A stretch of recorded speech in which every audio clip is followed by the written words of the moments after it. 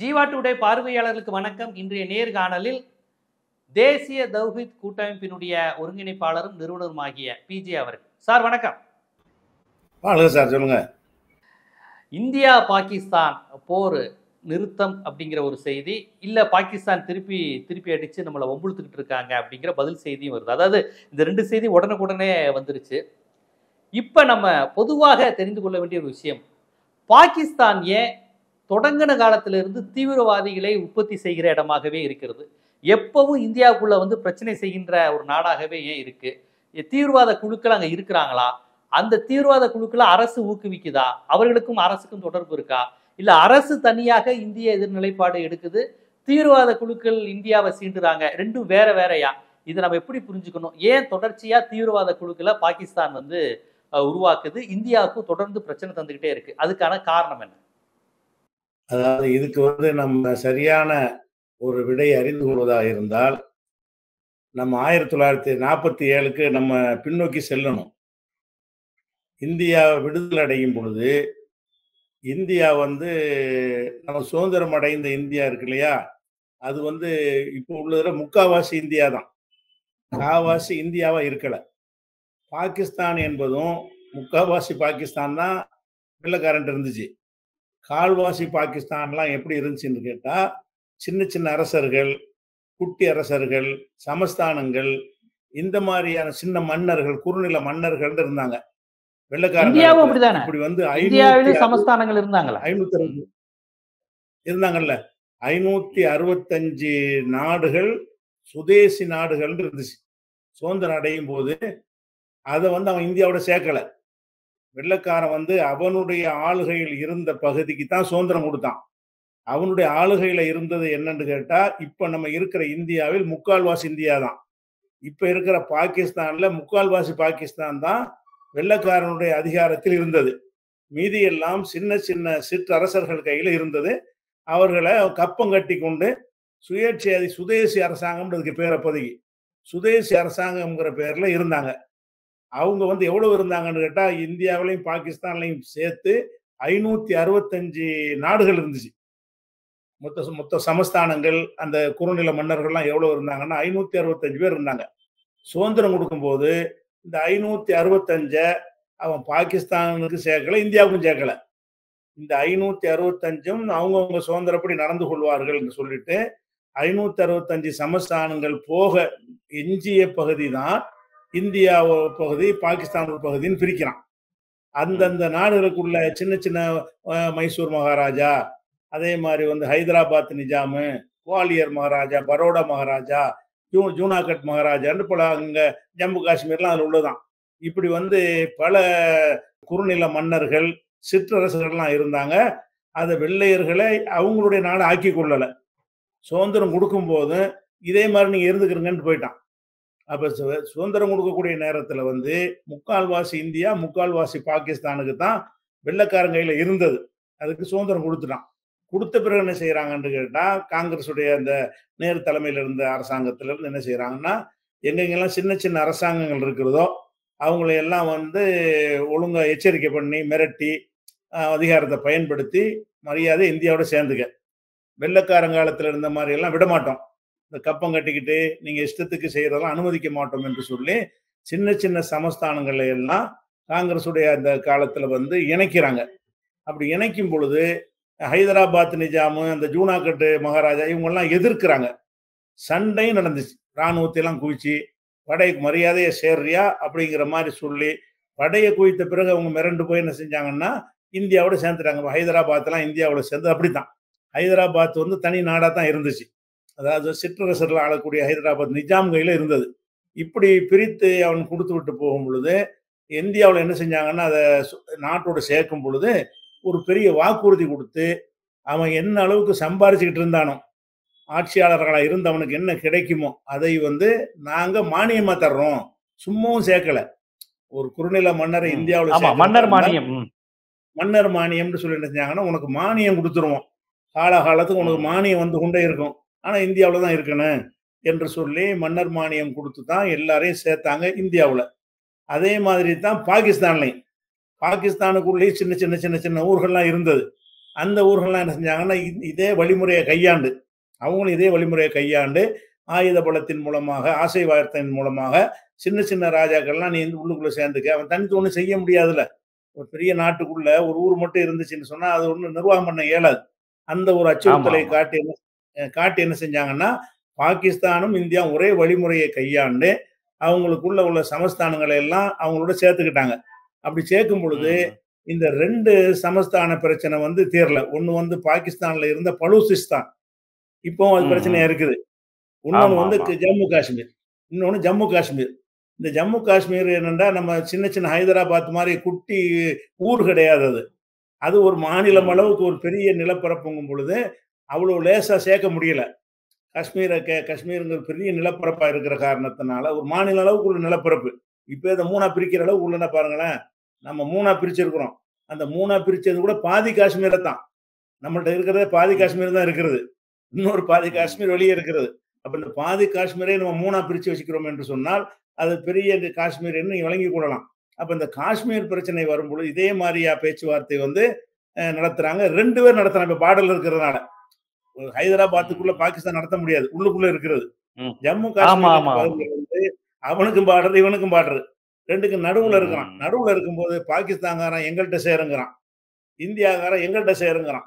2 பேரும் பலவிதமான ப ப அச்சுறுத்தல் பண்றாங்க, மிரட்டுறாங்க, ஆசை வார்த்தை காட்டுறாங்க. எல்லாத்துக்கும் காட்டிய வழிமுறை அவர்ட்டயும் காட்டுறாங்க. அந்த மாரி காட்டும் பொழுது, அப்ப ராஜாவா வந்து ஹரி சிங் என்ற மன்னர் இருந்தார். அது ம். காஷ்மீர்ல ஆமா. முஸ்லிம்கள் மெஜாரிட்டியா இருந்தாலும், அதனுடைய மன்னரா ராஜாவா இருந்தது ஹரி சிங் என்ற ஒரு மன்னர். காங்கிரஸ்ல எம்பி கரண் சிங்ன்னு ஒருத்தர் இருந்தார். அவருடைய தந்தை. ம். காங்கிரஸ் ம். எம்பியாக ம். இருந்த ம். கரண் சிங் என்பவருடைய தந்தை தான் ஹரி சிங் என்பவர். அவர் தான் அங்க ராஜாவா இருக்கிறார். அவர்ட்ட என்ன செய்றாங்கன்னா, பாகிஸ்தானும் எச்சரிக்கை பண்றாங்க, இந்தியாவும் எச்சரிக்கை பண்றாங்க. மரியாதையா நீ வந்து நீ தனியாவெல்லாம் இருக்க முடியாது. குட்டி நாட வச்சு என்ன பண்ணுவ? எங்களோட சேர்ந்துரு என்று 2 தரப்புலயும் ஒரு அச்சுறுத்தல் பண்றாங்க. அவரு பணிய மாட்டேன்ட்டாரு. பணிய மாட்டேன்ன உடனே, பாகிஸ்தான்காரங்க என்ன செய்றாங்கன்னா, அவங்க பகுதியில் உள்ள அந்த காஷ்மீருக்குள்ள நுழைஞ்சு படையெடுத்து வந்து முன்னேறி வர்றாங்க. கைப்பற்றுறாங்க. இப்படித்தான் மத்த மத்த சமஸ்தானங்களும் எடுக்கப்பட்டுச்சு. அந்த மாரி என்ன ம். செய்றாங்கன்னா, காஷ்மீர்ல வந்து படையெடுத்து வர்றாங்கன்ற உடனே, இவர் என்ன செய்றாருன்னா, ஹரிசிங் மன்னரு நேருடைய கால்ல வந்து விழுவுறாரு. இந்த மாரி எங்கள காப்பாத்துங்க. அவங்க காஷ்மீர வந்து அவங்க படையெடுத்து வர்றாங்க. அப்ப இவங்க என்ன செய்றாங்கன்னு கேட்டா, உன்னைய காப்பாத்துறதா இருந்தா, நீ இந்தியாவுல சேரணும். இந்தியாவுடைய நீ நாடுன்னு ஒத்துக்கிட்டா தான், உன்னை வந்து பாகிஸ்தான் படையெடுத்து வரல உன்னை காப்பாத்துவோம். அப்படின்னு சொல்லி அவர்ட்ட சொல்றாங்க. அவர் என்ன செய்றாருன்னா, என் மக்கள் ஏத்துக்கிற மாட்டாங்க. அதுக்கு சில கண்டிஷன்லாம் போட்டு என்ன செய்றேன், நிபந்தனைகளுக்கு உட்பட்டு நான் சேர்றேன் அப்படிங்கிறாரு. ம். என்ன நிபந்தனை என்று கேட்டால், நாங்க வந்து இந்தியாவுடைய இதுல வந்து நாங்க இந்தியாவுக்குள்ள இருந்தாலும், நீங்க சட்டம் இயற்ற முடியாது. காஷ்மீர் விஷயமாக உங்க பாராளுமன்றத்தில் இயற்ற எந்த சட்டமும் எங்களை கட்டுப்படுத்தாது. அத எழுதி தருவீங்களா? அதே மாரி காஷ்மீருக்குள்ள வந்து காஷ்மீரை சேராத யாரும் சொத்து வாங்கக்கூடாது. காஷ்மீர் குடிமக்களை தவிர யாரும் அதான் 360ங்கிறது தான். அந்த 360வது விதிங்கிறது வந்து அப்போ வந்து ஏற்றுக்கொண்ட ஒப்பந்தம் தான் அது. அந்த ஒப்பந்தத்த அரசியல் சாசனத்துல எழுத சொல்றாங்க. அரசியல் சாசனம் உருவாக்கும் பொழுது, இந்த அக்ரிமெண்ட் அது காஷ்மீர பத்தி நீங்க எழுதணும்ன்றாங்க. அதே மாரி காஷ்மீர்ல உள்ள முதலமைச்சர வந்து பிரதமர் தான் சொல்லணும். ம். காஷ்மீர் ம். முதலமைச்சர் இருப்பார்ல, அவர் வந்து பிரதமர் அவர். பிரதமரை நியமிக்கணும். அப்படிதான் அது அந்த சாசனத்துல இருக்குது. அதே மாதிரி வந்து இந்திய கொடியா இருந்து எங்க கொடி கிடையாது. நாங்க எங்களுக்குன்னு தனி கொடி வச்சு ஒரு சிவப்பு கொடி கூட இருக்கும். அந்த கொடி காஷ்மீர் கொடி எங்க கொடிய தான் நாங்க பயன்படுத்துவோம். அதுக்கும் ஓகேன்ட்டாங்க. அப்ப காஷ்மீருடைய கொடி வேற, பிரதமர் வேற, காஷ்மீர் சட்டசபை வந்து இவங்க கலைக்க முடியாது. அப்ப ம். அதிகம் மிக மிக அதிக அளவுக்கு அதிகாரம் படைத்ததாகவும், இந்த ராணுவம், கரன்சி தான் நீங்க வச்சுக்கலாம். பாக்கி எல்லாம் வந்து நீங்க எதுலயும் தலையிடக்கூடாது என்கிற அளவுக்கு ஹரிசிங் நிபந்தனை போட்டு ஒத்துக்கிட்ட உடனே தான், இவங்க ஒரு படை அனுப்புறாங்க. எங்க பாதிக்கு பாதி காஷ்மீர் வந்துட்டான். பாதி காஷ்மீர் அவன் புடிச்சதுக்கு பிறகு இந்திய படைகள் போய் அவங்கள தடுத்து தான் நிறுத்துனாங்க. புடிச்ச பகுதி மீட்க முடியல. அவன் ம். காஷ்மீர்ல எவ்வளவு பகுதிய பாகிஸ்தான்காரன் புடிச்சுக்கிட்டானோ, அந்த பகுதி வரைக்கும் போய் இனிமே வராத அளவுக்கு இந்திய படைகள் வந்து தடுத்தாங்க. அந்த வகையில எப்படி ஆயிடுச்சுன்னு கேட்டா, ஒரு 55% காஷ்மீர் இந்தியாவுக்குள்ள இருக்குது. மொத்த காஷ்மீர்ல வந்து வெள்ளைக்காரன் விட்டுட்டு போன காஷ்மீர்ல 55% பாதிக்கு கொஞ்சம் மேல இந்தியாவுல இருக்கிறது. 35% அவன் புடிச்சுக்கிட்டாங்க. பாகிஸ்தான்காரன். ம். 10% அந்த ஓரமா சீனா வந்து புடிச்சுக்கிட்டான். அப்ப ம். 10% சீனாக்கு அந்த காஷ்மீர்ல 10% சீனா கையில இருக்கிறது. 35% பாகிஸ்தான் கையில. அது பாகிஸ்தான் பாகிஸ்தான். காஷ்மீர வந்து நம்ம வந்து ஆக்கிரமிக்கப்பட்ட காஷ்மீர் என்று சொல்லுவோம். ஆமா அவன் சொல்றோம். ஆசாத் காஷ்மீர், சுதந்திர காஷ்மீர் அவன் சொல்லுவான். சுதந்திரமான காஷ்மீர் அவன் சொல்லுவான். அப்ப அந்த ஆக்கிரமிக்கப்பட்ட காஷ்மீர்ங்கிறதுல ஒரு 35% அவன்கிட்ட இருக்கிறது. நம்மள்ட்ட 55 இருக்குது. எல்லாம் சேர்ந்துதான் காஷ்மீர். இப்படி வந்த உடனே இந்த பிரச்சனை வந்து நேரு காலத்திலேயே ஐநாவுக்கு கொண்டு போறாங்க. ஏன்னா 2 நாடு என்ன செய்யுது, இப்ப இது இந்தியா என்ன செய்யுதுன்னா எங்கள்ட்ட தரணும்னு கேட்கறாங்க. ஏன்னா ராஜா ஒப்படைச்சிட்டார்ல. ராஜா வந்து எங்கள்ட்ட ஒப்படைச்ச காரணத்தினால அந்த பகுதி எங்களுக்கு தான் வரணும் அப்படின்னு சொல்லி இந்தியா கோரிக்கை வைக்குது. அதே மாதிரி பாகிஸ்தான் என்ன செய்யறாங்கன்னு கேட்டா, அந்த மக்கள் எங்களோட சேர்த்து தான் விரும்புறாங்க. அதனால எங்கள்ட்ட வந்து ராஜாவை சொல்றது நாங்க ஏத்துக்கிற முடியாது. மக்கள் சொல்ல தான் ஏத்துக்கிறோம். இஸ்லாம்ங்கிற அடிப்படையில் அவங்க வந்து எங்களை தான் ஏத்துக்கிறாங்கன்னு சொல்லி பாகிஸ்தான் சைடுல இருந்து அவங்க டிமாண்ட் வைக்கிறாங்க.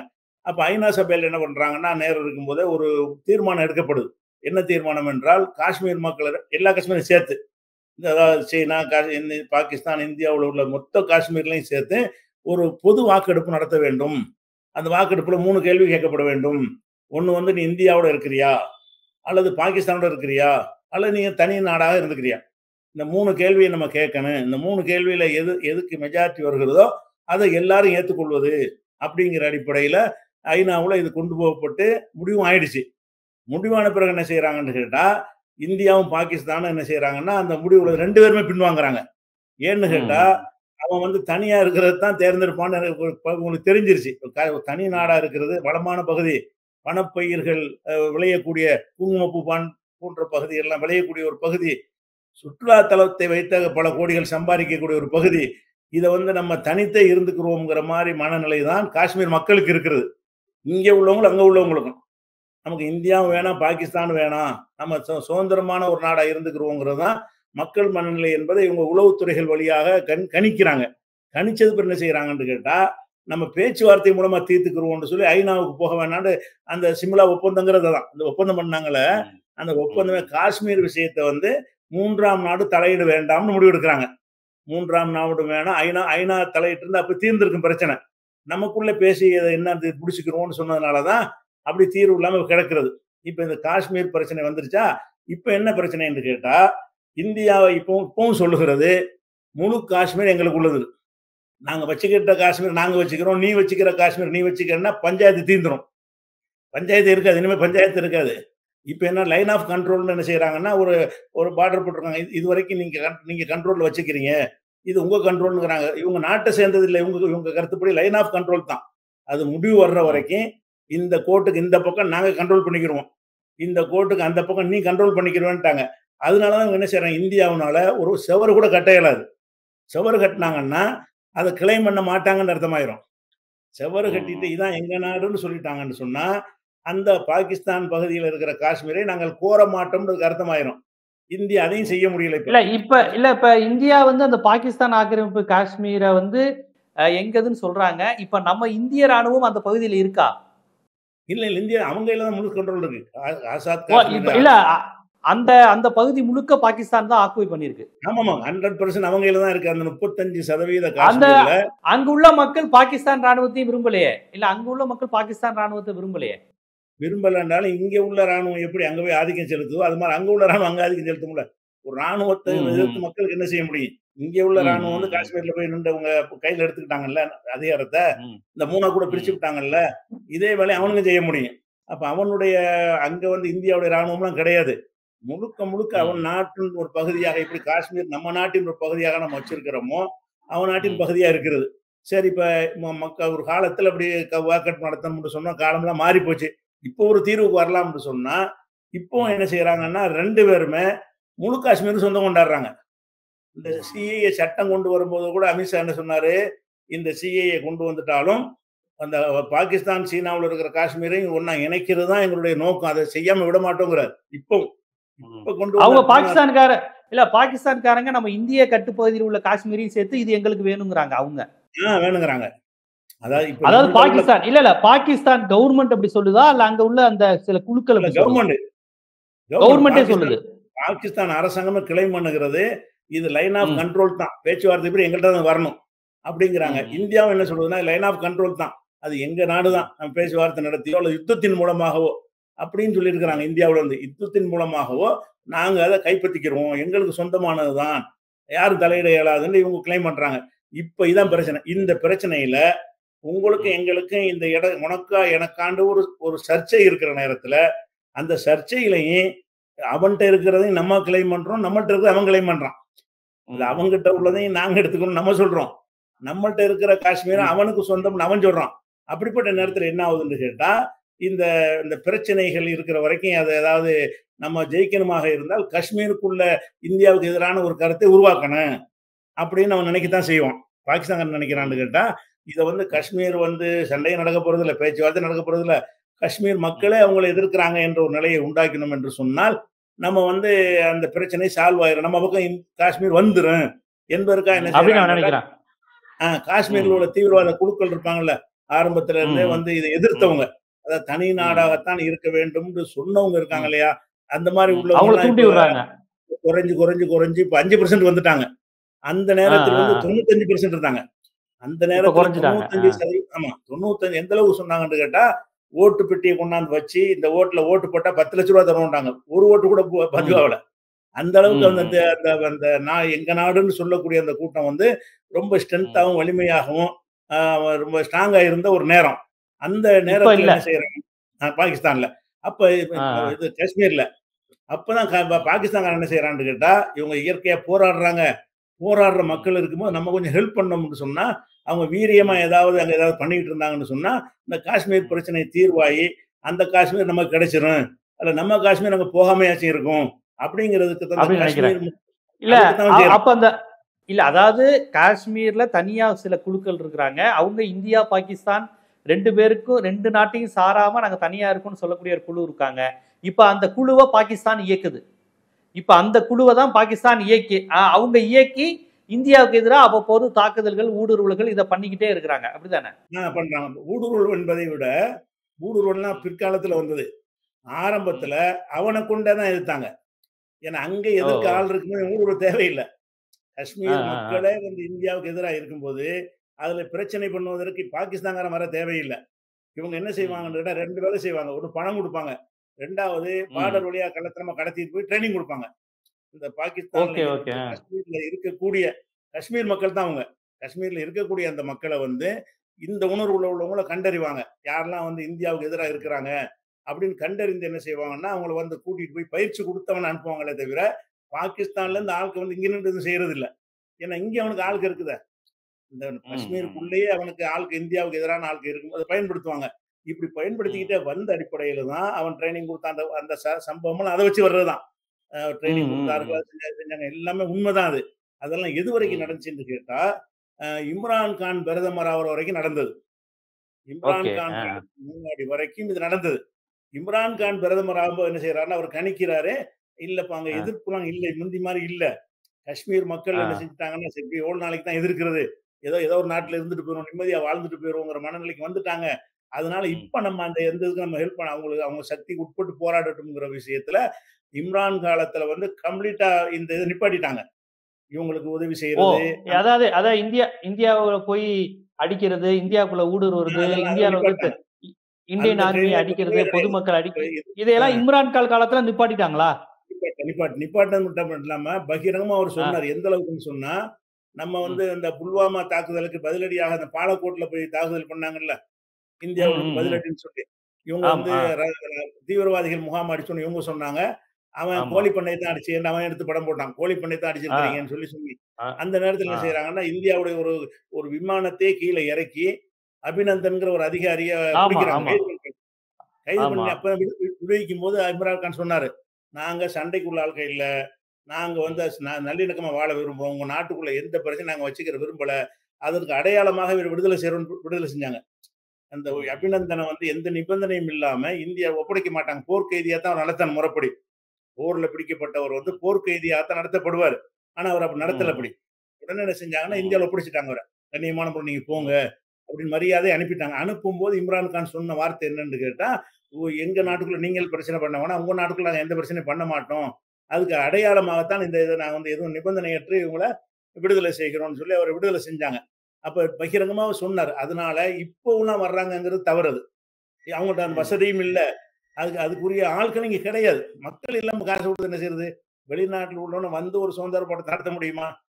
இந்த நாட்டு மக்களே வந்து அதுக்கு அவனுக்கு சப்போர்ட்டா இருந்தா தான் ஒரு சுதந்திர போராட்டம் நடக்க முடியும். இப்ப வந்து இந்த மாதிரி வந்து தனி நாடு வேணும்னு கேட்டவரு ஷேக் அப்துல்லா. அத ஆமா, காஷ்மீர் சிங்கம்னு ஒரு சொல்லுவாங்க. இப்ப ஃபரூக் ஆமா. அப்துல்லா இருக்கார்ல, அவருடைய ம். தகப்பனாரு. உமர் அப்துல்லாவுடைய பாட்டனாரு. இப்ப ஷேக் நேருவோட ஃப்ரெண்டு. நேருவோட ஃப்ரெண்டு அவரு. அவர் அவர் வந்து இத கேட்டாருங்கிறதுக்காக தான் கொடைக்கானல்ல கொண்டாந்து தனிச்சிறையில வச்சிருந்தாங்க ஆமா, அவர. ஆமா, ஆமா, ஆமா. அந்த காஷ்மீர் கிளைமேட் அங்க தான் கிடைக்கும்ங்கிறதுனால, கொடைக்கானல் ம். பங்களாவுல அவர ஷேக் அப்துல்லா சிறையில வச்சிருந்தாங்க. அப்படி இருந்த ஆட்கள்லாம் இப்ப என்ன செய்றாங்கன்னா, தேர்தல்ல போட்டியிடுறாங்க பாருங்க. ஆமா. ஃபரூக் அந்த அப்துல்லா முறையிலருந்து எலெக்ஷன் மாறி வர்றாங்க. இந்திய ஜனநாயகத்தை தேர்தல்ல ஏத்துக்கிறாரு. போட்டியிட்டுங்கிற மாரி நிலைக்கு வராங்க. இந்திய ஜனநாயகத்தை ஏத்துக்கிறாரு. இப்ப முதலமைச்சரா ம். உமர் ஆமா. அப்துல்லா தான் இப்ப முதலமைச்சரா இருக்கிறாரு. அப்ப மக்கள் வந்து சரி நம்ம இந்தியாவுல இருந்துட்டு போன்னு வந்துட்டாங்க.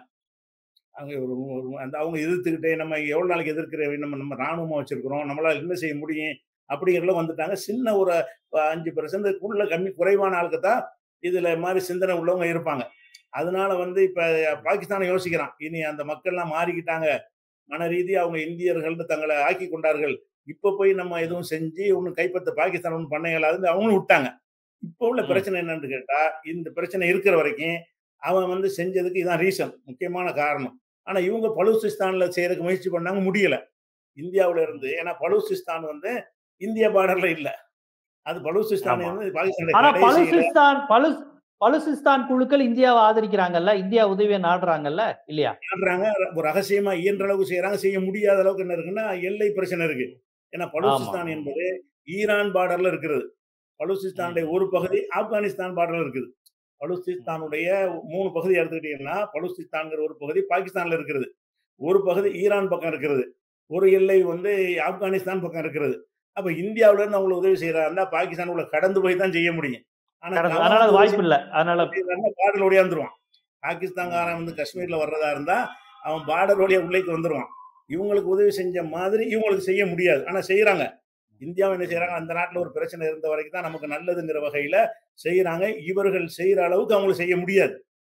ஏன்னா பாகிஸ்தானை அனைத்து கண்ட்ரோலையும் கடந்து தான் அவங்க ஏதாவது உதவிகள் செய்ய முடியும். பணம் கணக்குல என்ன இல்ல செய்யலாம் அப்ப வெளிநாட்டுக்கு வர வச்சு இல்ல இப்ப இம்ரான் கான் காலத்திலேயே பாகிஸ்தான் பண உதவி செஞ்சு தீவிரவாத குழுக்கள அனுப்புவது நிறுத்தியாச்சு. அதுவரையும் அவங்க தான் தீவிரவாதிகள உருவாக்குனாங்க, உள்ள புகுந்தாங்க, காஷ்மீர் மக்கள் சப்போர்ட்டோடயே பண்ணாங்கன்னு பல்வேறு வரலாற்று ஆதாரம் கூட சொல்றீங்க. அப்படின்னா அதற்கு பிறகு இத்தனை தாக்குதல்கள் நடந்திருக்கே. ஊடுருவல், தீவிரவாதிகள் உள்ள வராங்க. தீவிரவாதிகள்னா கண்டிப்பா பாகிஸ்தான தவிர்த்து வேற எந்த நாட்டுல இருந்தும் அவங்க காஷ்மீர் பகுதியில வர்றதில்ல. அப்ப அந்த தீவிரவாத குழுக்கள் யாரு? பாகிஸ்தான் ஆதரவு பெற்றவர்களா? இல்ல பாகிஸ்தானில் இருக்கின்ற பாகிஸ்தானுடன் தொடர்பு இல்லாத தீவிரவாத குழுக்களா? அவர்கள் யார்?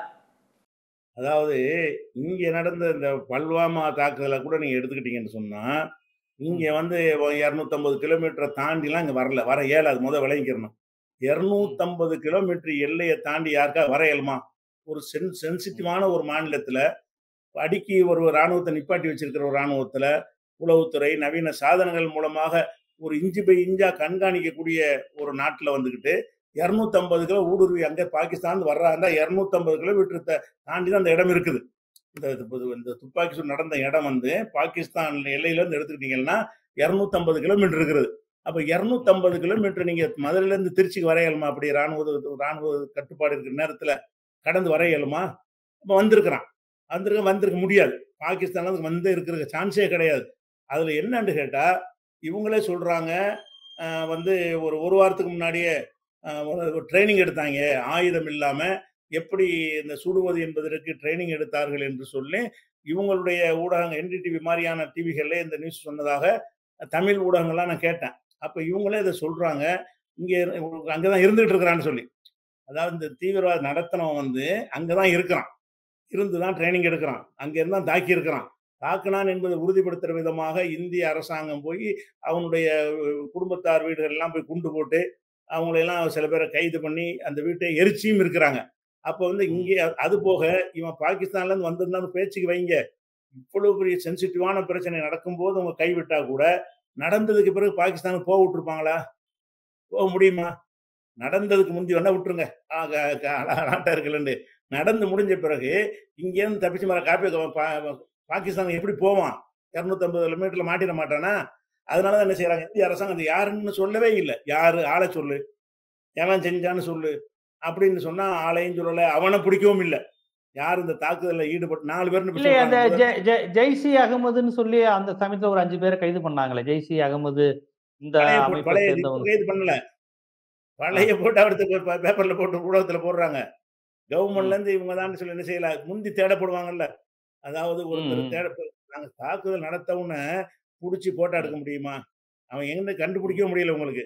அந்த படங்கள்லாம் என்னன்னு கேட்டா, ஒரு போலீஸ் ஸ்டேஷன்ல பழைய காலத்து ரெக்கார்ட் வச்சிருப்பாங்கல்ல. அந்த மாரி ராணுவத்துல இந்த மாரி சிந்தனை உள்ளவர்கள் யாருங்கிறது இப்படி லிஸ்ட்டே வச்சிருப்பாங்க. பல்வாமா பகுதியில் ம். நடந்தா இவனோட தான் இருக்கும். அப்படிங்கிற ம். ஒரு போட்டோவ தான் வெளியிடுறாங்களே தவிர, இந்த 4 பேரும் பிடிக்கப்படவெல்லாம் கிடையாது. எந்த 4 பேர் தாக்குதல் அது அது பிடிக்கிறது தான் சரியான நடவடிக்கை இருக்கும். சரியான நடவடிக்கை எதுவா இருக்கும் என்றால் அவன பிடித்து, நீ அவனுக்கு உதவி செஞ்சான்னு சொல்லி நிரூபிச்சு, அப்ப பாகிஸ்தான் தான் ஹெல்ப் பண்ணுச்சுங்கிறத நிரூபணம் பண்ணிட்டு செஞ்சிருந்தாங்கன்னா, உலக நாடுகளே அப்படி நம்ம பக்கம் வந்து நின்றுருக்கும்.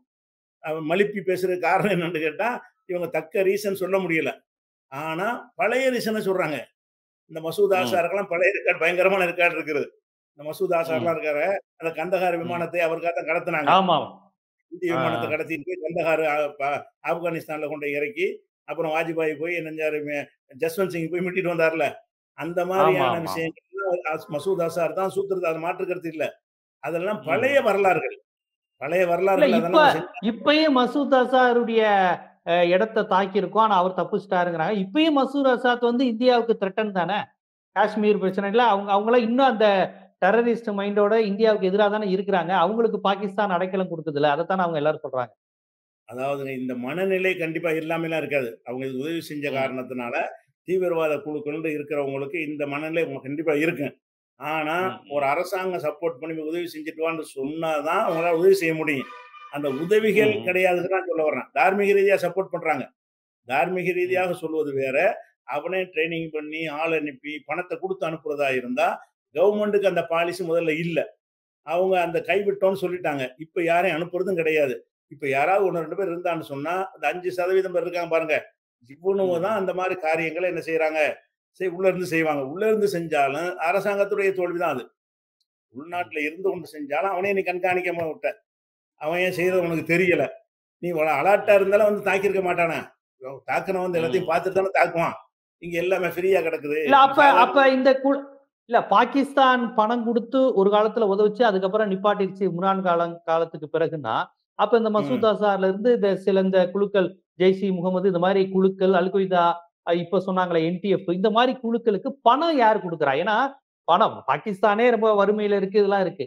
பணம் யார் குடுக்குறா? பாகிஸ்தான்ல தான் தஞ்சம் அடையறாங்க. இவங்க போம்போது பாகிஸ்தான்ல தான் அவங்க வீடு இருக்கு எல்லாம் சொல்றாங்க. பணம் யார் குடுக்குறா? இவங்களுக்கு வந்து தாக்குறதுக்கான அசைன்மென்ட் யார் போட்டு தர்றா? அப்ப அந்த கேள்விலாம் வருதுல்ல. யாரு இயக்குறா? வேற நாடுகள் பணம் குடுக்குதா? இந்த கேள்விகள் வருதுல்ல. 2 விஷயம். அவங்க வந்து தஞ்சம் குடுக்கறதுல வரமாட்டாங்க. அந்த நாட்டுக்காரங்க அவங்க. அவங்க தான் மசூதா ம். சாரா ம். இருந்தாலும் சரி, அங்க உள்ள தீவிரவாத குழுக்கள்னு சொல்ற யாரா இருந்தாலும், அவங்க அந்த பாகிஸ்தான் பிரஜைகள் அவங்க. குடிமக்கள். குடிமக்களுக்கு ம். யாரும் ம். தஞ்சம் குடுத்தான்னு சொல்ல முடியாது. அதே நேரத்துல ம். ஒரு விதமான இஸ்லாத்துக்காக நாங்க உயிர தியாகம் பண்ண போறோம். அந்த மாரி ஒரு டைப்ல சில பேர் ஏதாவது பேசுனாங்கன்னு சொன்னா, முஸ்லீம்ல சில பேர் ஆர்வமா பணம் குடுப்பாங்க. அதாவது இவன் ஆ, இஸ்லாத்துக்காக செய்ய அதாங்க. போறான். அது இந்த மாரி. பாகிஸ்தான்ல பாகிஸ்தான்ல உள்ள சில மௌலானாக்கள், அந்த முஸ்லிம் நம்பிக்கையாளர்கள் பணம் குடுப்பாங்க. அது மறுக்க குடுப்பாங்க. முடியாது. அப்படி நடக்க முடியாது ஆ. உங்களுக்கு. ஏன்னா ஆ. கவர்மெண்ட் ஆ. குடுக்கல. ஆனால் ஆ. இவங்களுக்கு ஆ. வசூல் பண்ண இயலும். இவங்களுக்கு வந்து இத சொல்லி என்ன செய்யலாம்னா, மக்கள்ட்ட வந்து நிதி திரட்ட இயலும். அந்த ஓகே, மாரி ஓகே, ஓகே. அது எஸ்கே அத குடுத்தாங்க. அத பாகிஸ்தான் தடுக்காதா? இன்னொரு நாட்டுல போய் நீ போர் தொடுக்க போற, பிரச்சனை பண்ண போற. இது நம்ம நாட்டு என் தலையில தான் விழும். போர் தொடுக்கல இல்ல, இவங்க. இன்னொரு நாட்டுக்கு எப்போ வந்தாங்க? இல்ல, இந்த போர் தொடுக்கல. சம்பவத்துல அவ்வப்போ ஆ. செய்றாங்க. இந்த சம்பவத்துல நாங்க இல்லன்றாங்களே. ம். பாகிஸ்தான் வந்து இல்ல, பாகிஸ்தான் இல்ல. இல்ல, நான் நான் கேட்பது பாகிஸ்தான் இல்ல. ஆனா, அந்த மசூத் அசார் போன்ற அந்த நாட்டினுடைய பிரஜைகள், குடிமக்கள் தான் இதையெல்லாம் பண்றாங்கங்கிறப்ப, அத தடுக்கின்ற ஒரு கடமை இன்னைக்கு ஒரு நாடுங்கிற ஒரு மக்களால் தேர்ந்தெடுக்கப்பட்ட ஒரு அரசுங்கிற அடிப்படையில, உங்களால நம்ம நாட்டுக்கு அவமானம், நீங்க இதெல்லாம் பண்ணக்கூடாது, பண்ணா சிறைங்கிற மாரி பாகிஸ்தான் எந்த நடவடிக்கையும் எடுக்காதா? அது டைரக்ட்டா இந்தியாவுக்கு எதிரா இல்ல. ஆனா இந்தியாவுக்கு எதிரா அது மாரி குழுக்கள் பண்ணும்போது, பாகிஸ்தான் உதவி செய்யுதோ இல்லையோ, தடுக்கணும்ல. தடுக்கலாம் செய்யாதா? தடுக்க மாட்டாங்க. ஏன் தடுக்க மாட்டாங்கன்னு கேட்டா, இந்த ம். மாரியான குழுக்கு ஏன்னா பாகிஸ்தான் அரசியலும் தொலைக்கணும். பாகிஸ்தான்ங்கிறவங்க வந்து மக்களால் தேர்ந்தெடுக்கப்பட்ட ஒரு அரசுன்னு இருந்தாலும், அது வந்து ம். டம்மி அரசு தான். அவங்களுக்கு எந்த ஒரு அதிகாரமும் கிடையாது. ஒரு செகண்ட்ல ம். ராணுவம் நினைச்சாங்கன்னு சொன்னா, அவங்க கலைச்சு விட்டு போயிடுவாங்க. பல முறை ராணுவ ஆட்சி அந்த நாட்டுல வந்திருக்குது. மக்களால் தேர்ந்தெடுக்கப்பட்ட அரசாங்கத்த ஒரு செகண்ட்ல என்ன செய்வாங்க? தூக்கி போட்டுருவாங்க. முட்டவையெல்லாம் முடிச்சு தூக்குலயே போட்டாங்க. அந்த மாரியான மக்களால் தேர்ந்தெடுக்கப்பட்டவரை தண்டிக்கிற அளவுக்கு ராணுவ வலிமை உள்ளதா இருக்கு. ராணுவத்துக்கு, போலீஸ்க்கெல்லாம் ஒரு பாஷை இருக்கிறது. என்ன செய்வாங்கன்னு கேட்டா, இன்ஃபார்மர் வச்சிருப்பாங்க. அதாவது சில கெட்டவனை அவங்களுக்கு ஆதரவாளரா வச்சு என்ன செய்வாங்க, இங்க கூட ஒருத்தன தூத்துக்குடி பக்கத்துல ஒரு சம்பவம் நடந்துச்சே. அடிச்சு கொன்றாங்கல்ல. போலீஸ் ஆமா, ஆமா, ஸ்டேஷன்ல ஆமா, அந்த ஆமா. சம்பவத்துல கூட இந்த இன்ஃபார்மர் வழியாகத்தான் அதெல்லாம் அவங்களுக்கு கிடைக்குது. போலீஸ் இன்ஃபார்மர்ன்னு சிலர் வச்சிருப்பாங்க. அவன் கிரிமினலா தான் இருப்பான். இந்த கிரிமினல் நமக்கு தேவை. சில ஆமா, விஷயங்களுக்கு ஆமா. அந்த அப்படின்னு அதாவது சொன்னாங்கல்ல. பா சரி, இல்ல பாம்பின் கால் பாம்பறியும்னு ஒரு கெட்டவன வச்சே கெட்டவன பிடிக்கிறது. அந்த மாரி ராணுவம், இந்திய ராணுவம் என்ன செய்யும்னு கேட்டா, அந்த மாரி ம். கெட்டவங்கள வச்சிருக்கும். கெட்டவனா ம், இருப்பான், ம், நல்லா கட்ட ம். பஞ்சாயத்துன்னு உண்மையா ஒண்ணும் செய்ய மாட்டாங்க. என்னன்னு கேட்டா, அவனால சில நியூஸ்கள் கிடைக்கும்னு சொன்னா, அவன் சட்டத்தின் பிடியில சிக்காம எல்லாத்தையும் செஞ்சுகிட்டு இருப்பான். அது இந்தியாவுலயும் அது இருக்குது. எல்லா நாட்டு ராணுவமும் அந்த மாரி ஒரு இந்த உளவு மாரி மாதிரியான ஆட்கள வச்சிருப்பாங்க. மசூத் அசார் போன்றவர்களை பாகிஸ்தான் ராணுவம் பயன்படுத்துது. பாகிஸ்தான் ஓ! ராணுவத்துக்கு எல்லாம் சரி. தெரிஞ்சாலும், இவன மாரி ஆ, ஆட்கள் நமக்கு ஆ, வேணும். சில விஷயங்களுக்கு ஆ, இன்ஃபார்மருக்கு நமக்கு தேவைப்படும். எல்லா நாடுகளும் இத ஆ. பயன்படுத்துவாங்க. இந்த மாரி கூட்டத்த யூஸ் பண்ணிக்கிருவாங்க. அந்த மாரி ம், ராணுவம் என்ன செய்வாங்கன்னு கேட்டா, இத எல்லா நாட்டுல பயன்படுத்துற மாரி அவங்களுக்கு ராணுவ சப்போர்ட் முழுமையாக இருக்குது. சப்போர்ட் என்றால் ம், எந்த சப்போர்ட் என்று கேட்டால், நம்ம தேவைக்கு இவன பயன்படுத்திக்கிறணும். அவன்ட்ட இருந்து ம், அவன கண்டுக்கிராம விட்டுறணும். இவங்க ம், கண்டுகொள்ளாம விடுவான். ம், ஒரு எல்லைக்கு மேல போனா நடவடிக்கை எடுப்பாங்க. எல்லைக்கு மேல போனா. அதுவரைக்கும் நம்ம கண்டும் ம், காணாம விட்டுற ஒரு பாலிசில தான் அவங்க இருந்துட்டு இருக்காங்களே தவிர, இந்தியாவுல போய் தாக்குறதுங்கிற ஒரு பஞ்சாயத்து இப்ப கிடையாது. இப்ப எது சொன்னாலும் பழைய சம்பவத்தான் சொல்றாங்க. முன்னாடி இது ம், ரொம்ப ரொம்ப கூடுதலாலாம் இருந்துச்சு. எல்லை தாண்டி வர்றதுங்கிறது எல்லைக்குள்ளே வருவாய்ங்க. கார்கில் ம், சம்பவமே என்னது? கார்கில் போருங்கிறாங்கல்ல, அது போராது. இந்திய ம், எல்லைக்குள்ள புகுந்து பல மாதங்களுக்கு முன்னாடியே மலையில குடிசை போட்டு உட்கார்ந்து, அவன் ம், சாப்பிட்டுட்டு உட்கார்ந்து இருக்க ரொம்ப நாளைக்கு பிறகு கண்டுபிடிக்கிறாங்க. அப்படிலாம் ஊடுருவுனாங்க. இந்த கார்கில் போர் வாஜ்பாய் காலத்துல நடந்துச்சுல, அப்போலாம் வந்ததே பாகிஸ்தான்காரங்க தான். பாகிஸ்தான் ஆளுக்கு ம், தான் ட்ரெய்னிங் பண்ணி உள்ளக்க வந்தாங்களே தவிர, காஷ்மீர் போராளிகள் கிடையாது. அது எல்லாமே இவங்கள்ட்ட பொருளாதார விஷயமும் பின்னடைவா இருக்கிறதுனால பொருளாதார விஷயம் ஒண்ணு. அதுக்கு இம்ரான் கான்ங்கிற இந்த சர்வதேச அரசியல்லாம் கொஞ்சம் விளையாட்டு துறையில இருந்து, எல்லா நாட்டு அதிகாரிகள், பிரதமர்கள்லாம் அறிமுகமா இருக்கிறதுனால, அவர் ஒரு நல்ல பேர் எடுக்கணுங்கிற அடிப்படையில சில சில மாற்றங்கள கொண்டு வந்தார். இம்ரான் கான் ம், இவங்களோட நல்லுறவு இந்தியாவோட நல்லுறவுகள மோடி காலத்திலே நல்லுறவு ஏற்படுத்தினாரு இந்தியாவோட. ம், அந்த மாரியான ஒரு அம்சம் இருக்கும்போது, அதுல இருந்து தொடரல இவங்க. அதுல இருந்து யாரையும் ம், அனுப்பவும் இல்ல. யாரையும் அனுப்புனதாக இந்தியா குற்றஞ்சாட்டு சொல்லவும் இல்ல. பல இதுதான் சொல்லுவாங்க. கேட்டீங்கன்னா, ம், 67ல செஞ்சாங்க, 84ல செஞ்சாங்கன்னு சொல்லுவாங்களே தவிர, 2024ல செஞ்சாங்களான்னு சொல்ல முடியாது. அதாவது அவர் ம், 2023ல இருந்து அவங்க கம்ப்ளீட்டா ம், அந்த அந்த அந்த அஜெண்டா கைவிட்டாங்க. அது எந்த அளவுக்கு விட்டாங்கன்னு கேட்டா, உனக்குள்ளது உனக்கு போ நாங்க தலையிட மாட்டோம்ன்னு விட்டாங்க. இப்ப தீர்வு என்ன ம், என்று கேட்டீங்கன்னா, இந்த இடம் ம். எனக்கா உனக்கான்னு இருக்கிற வரைக்கும் பஞ்சாயத்து இருக்க தான் செய்யும். எதையாவது ஒரு பேச்சு முடிவுக்கு வரணுமா இல்லையா? அந்த காலத்துல உள்ள முடிவு அந்த மக்கள்ட்ட கருத்து கேட்பது 2 பேரும் உடன்பட மாட்டாங்க. இப்ப என்ன செய்யலாம்ன்னு கேட்டா, உன் காஷ்மீர நீ வச்சுக்க. நான் கைப்பற்றுன்னு சொல்லவே மாட்டோம். என் காஷ்மீர் நான் வச்சுக்கிறேன். இதான் பார்டர் இதான்னு ஆக்கிட்டாங்கன்னு வைங்க, பஞ்சாயத்து தீர்ந்துரும். இப்ப லைன் ஆஃப் கண்ட்ரோல்ங்கிறத நீக்கிட்டு, இந்த இந்தியாவுடைய பார்டர்ன்னு ஆக்கிரணும் இத. அப்பன்னா என்னது? ஒரு இன்ச் கூட நான் உன் இடத்துக்கு வரமாட்டேன். உன் இடம் நான் ஒத்துக்கிறேன். இத இல்ல என் நீங்க இடம் நீ சொல்ற இல்ல நீங்க சொல்ற தீர்வுக்கு வச்சுக்கிட்டாலுமே, இப்ப இந்தியாவும் அது பாகிஸ்தான் ஆக்கிரமிப்பு காஷ்மீர் நம்ம பகுதின்னு இந்தியா சொல்றாங்க. பாகிஸ்தானும் இந்தியா முழுக்க இருக்க காஷ்மீர் எங்களுக்கு சொந்தம்னு சொல்றாங்க. இப்ப நீங்க பார்டர் போட்டாலும் பாகிஸ்தான் சும்மா இருக்குமா? அவங்க ஏற்கனவே 2 பேரும் சேர்ந்து பலமுறை வந்துக்கிறேன். உள்ள இது சும்மா வந்திருக்கிறாங்க. இருக்காது. இல்ல அப்படி 2 அப்படி பேரும் இந்தியா வரணும்ல. பெருந்தன்மையோட விட்டு தந்தாலும் பாகிஸ்தான் உள்ள வந்துகிட்டு தானே இருக்கும். இல்லையா? அந்த 2 குழுக்கள்லாம் பேரும் இல்ல. மசூத் 2 அசார் மாரி பேரும் சுமூகமான முறையில உடன்படிக்கையில செஞ்சுட்டாங்கன்னா வராதுல்ல. இவங்க எல்லைய போட்டு சுவர கூட முள்வேலி கூட கம்பி வேலி கூட கட்டிருவாங்கல்ல. எங்க ம். நாடுங்கிறதுக்கு ஆட்சியாளர் அதிகாரிகள் கண்காணி கேட்டா கூட, பெர்லின் ம். சுவர் மாரி சுவர கட்டி கூட கண்காணிச்சுட்டு போயிரலாமே. இப்ப கட்ட முடியாம இருக்குதே. இல்ல அப்படி பண்ணிட்டா, அங்க உள்ள அந்த தீவிரவாத குழுக்கள் வரமாட்டாங்கன்னு நினைக்கிறீங்களா? அந்த மாரி பகல்காமுக்கு இதுக்கெல்லாம் வராம, சரி இல்ல, இல்ல. அப்படி நின்றுவாங்களா? வராது. அ, இந்த ஆ. பிரச்சனை தீர்ந்து விட்டால், மத்த எல்லை பகுதியில உள்ள மாரி பங்களாதேஷ் நோக்கி தான் சண்டை வந்துட்டா இருக்கு. அந்த மாரி ஆயிரும். ம், பார்டர்ல உள்ள ம். நாடாயிரும். எந்த சண்டையுமே இருக்காது. இல்ல காஷ்மீர்ல பங்களாதேஷ இல்ல பங்களாதேஷ உருவாக்குனதே இந்தியா தானே. உருவாக்குனுச்சு. பங்களாதேஷ்ங்கிறத பாகிஸ்தானும் பங்களாதேஷும் ஒண்ணும் இல்ல. பங்களாதேஷ் நமக்கு நட்பு நாடு. இந்தியாவுக்காக உருவாக்கப்பட்ட நாடு. இப்ப அந்த ஹெசினாவ நம்ம வச்சிருக்கிறதுனால தான் சண்டை வருது. இல்லன்னா பங்களாதேஷ்ங்கிறது பாகிஸ்தானுக்கு தான் எதிரி நாடு. இந்தியாவுக்கு எப்போதுமே அது அவங்களுக்கு செல்லப்பிள்ளை மாரி தானே. அல்ல அவங்க மாறிட்டாங்க இப்ப. சரி. இப்ப வேற பிரச்சனை. இப்ப அங்க நடக்கிறது வேற பிரச்சனையில இதாயிருக்காராங்க. இதான் காரணம். இது ஸோ தீர்வு இதாங்க. 2 பேரும் ஒத்துக்கிட்டாங்கன்னா ம், பஞ்சாயத்து ம், இருக்காதுங்க. 2 பேரும் இத போட்டு ம், இழுத்துட்டு இருக்காம, ம், உனக்கு எதுக்கு மக்கள் ராணுவத்த கொண்டு போய் சாவடிச்சுக்கிட்டு, அங்கிட்டும் செத்து, இங்கிட்டும் செத்து, நிம்மதி இல்லாம, எல்லாரும் அவனும் பேசாம வாய மூடிட்டு போயிருவான். இவனும் வாய மூடிட்டு போயிட்டான்னு சொன்னா, நீ இது எங்க காஷ்மீர் இவ்வளவுதான். இது எங்கள சேர்ந்ததுன்னு அவனும் ஒத்துக்குறான் இப்ப. இப்ப அவன் வந்து அவன் ம், காஷ்மீர் மேப்பு போடுவான். இந்த காஷ்மீர் அவன் இதுல சேர்த்து போடுவான். ம், பாகிஸ்தான்காரன் மேப்பு போடும்போது, காஷ்மீர்ன்னு போடுவான்ல, அதுல இந்தியாவுடைய காஷ்மீர் அதுல இருக்கு. இந்தியாக்காரன் ம், மேப் போடும்போது அவன் காஷ்மீர் இதுல சேர்த்து போடுவான். அப்ப இதெல்லாம் இல்லாம ம், போயிரும். அப்ப காஷ்மீருங்கிறது ம், இந்தியாவின் ஒரு பகுதியாக மாறிக்கொள்ளணும். அந்த காஷ்மீர் அவனோட ஒரு பகுதியா மாறிக்கொள்ளணும். இன்னைக்கு உள்ள தீர்வு அதான். அன்னைக்கு உள்ள தீர்க்க முடியாம மக்கள்லாம் வெறுத்துக்கிட்டு இருந்தாங்க. மக்கள் முடிவுக்கு ம். வந்துட்டாங்க. 2 அரசாங்க ஒத்துழைமை இருந்துட்டோம். இவனும் நினைக்கிறான் இவன்ட்ட இருந்துரும்னு அவனும் இல்ல நினைக்கிறான் அவன்ட்ட அங்க உள்ள இருந்துரும்னு. காஷ்மீர் மக்களும் ஒத்துக்குவாங்களா? காஷ்மீர் மக்களும் இத ஒத்துக்குறாங்கல்ல. ஒத்துக்குவாங்களா? முதல்ல போய் தானே தேர்தல்ல வாக்களிக்கிறாங்களே இப்ப. கதிர். இந்தியாவுல எலெக்ஷன் இருக்குது. எலெக்ஷன்ல வாக்களிக்கிறது ஒரு அடையாளம் தானே. முதல்ல வாக்களிக்க ஓ! அப்ப மாட்டாங்கல்ல. அந்த அந்த போராட்ட மனநிலையிலிருந்து இறங்கி இந்த ஜனநாயக தேர்தல் அமைப்புக்கு, பெருமளவு இந்திய மாட்டாங்க. தேர்தல் அமைப்புக்கு பழகிட்டாங்க. வந்துட்டாங்க. நம்பர் ஈடுபடாது. ம், பெருமளவுக்கு மக்கள் 95% மக்கள் மாறிட்டாங்க. நம்ம ம், இந்தியர்களாவே இருப்போம். அப்ப அத ம், பயன்படுத்திட்டு போ வேண்டியது தானே. அவனும் வந்து எக்காரணத்த கொண்டு இந்தியா நான் வரமாட்டேன் அங்க உள்ளவன். இங்க உள்ளவன் ம். பாகிஸ்தான் போமாட்டான். அப்ப என்னத்துக்கு போட்டு நீங்க வம்பு வளர்த்துக்கிட்டு இருக்கிறீங்க? கண்டிப்பா இந்த இந்த ஏன் பாகிஸ்தான் தீவிரவாத நாடாக இருக்கிறது? ஏன் தீவிரவாத குழுக்களுக்கு ஊக்குவிக்கிறது? தீவிரவாத குழுக்களுக்கும் பாகிஸ்தான் அரசுக்கும் நேரடி தொடர்பா? அல்லது தீவிரவாத குழுக்கள் தனியாக அங்க இயங்குறாங்களா? அப்படி இயங்குறவர்களை பாகிஸ்தான் காட்டி குடுக்குமா? அல்லது அவர்களை வளர்த்தெடுக்குமா? அல்லது கண்டுக்காமல் இருக்குமா? இதை எப்படி நாம் புரிஞ்சுக்கணும்? அவங்களுக்கு எப்படி ஃபண்ட் வருது? போன்ற பல்வேறு செய்திகள வந்து ரொம்ப விரிவா வரலாற்றின் அடிப்படையில இருந்து சொல்லியிருக்கீங்க. ஏன் பாகிஸ்தான் தீவிரவாத நாடா இருக்கு? நமக்கு பெரிய தலைவலியா அவங்க குடுத்துக்கிட்டே இருக்கிறாங்க. இத நம்ம எப்படி அணுகணும்? இந்த விஷயத்த பக்குவமா எப்படி அணுகி இந்த பிரச்சனைக்கு தீர்வு காணணுங்கிறத உங்களுடைய பார்வையிலிருந்து, உங்களுடைய அரசியல் பார்வை, வரலாற்று பார்வையிலிருந்து இத நீங்க மக்களுக்கு எடுத்து வச்சிருக்கீங்க. உங்க நேரம் ஒதுக்கி இது குறித்து உங்கள் பார்வைகளை முன்வைத்ததுக்கு மிக்க நன்றி. ரொம்ப நன்றி.